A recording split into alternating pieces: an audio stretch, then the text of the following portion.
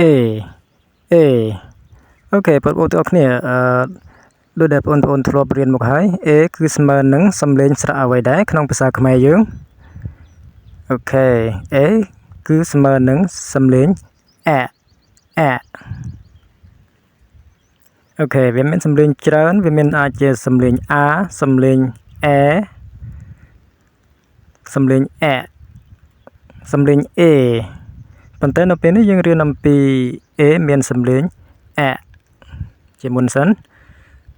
ឧទាហរណ៍ដូចក្នុងពាក្យ apple ផ្លែប៉ោម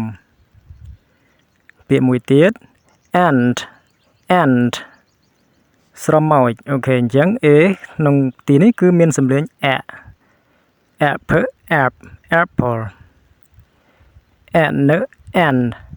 ant ស្រមោច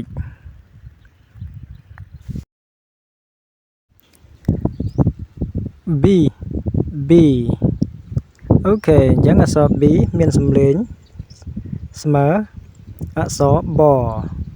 សំឡេង B នៅក្នុងភាសាខ្មែរអូខេ B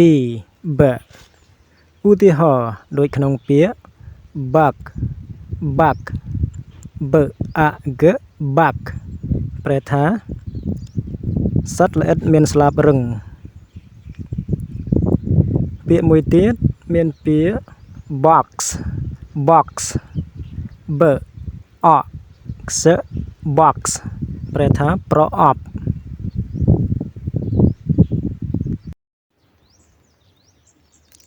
អូខេបងប្អូនចុះចំណែកអក្សរ C វិញ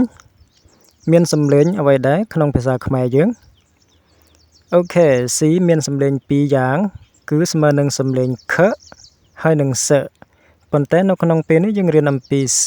មានសំឡេង ខ ជាមុនសិនសំឡេងស្មើអក្សរ ខឧទាហរណ៍ដូចក្នុងពាក្យ cat k a t cat ប្រែថាសត្វឆ្មាពាក្យមួយទៀត computer k o m com computer ប្រែថា computer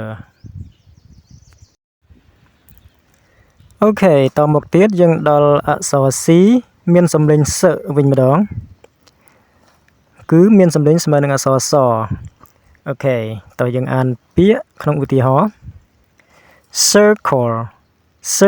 អញ្ចឹងអក្សរ C ខាងមុខនេះគឺស្មើសំឡេង ស ស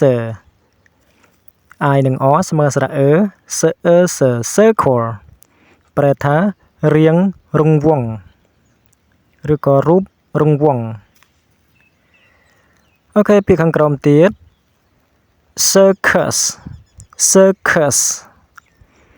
ប្រែថាវេទិកាសម្ដែងឬក៏ឆាកសម្ដែង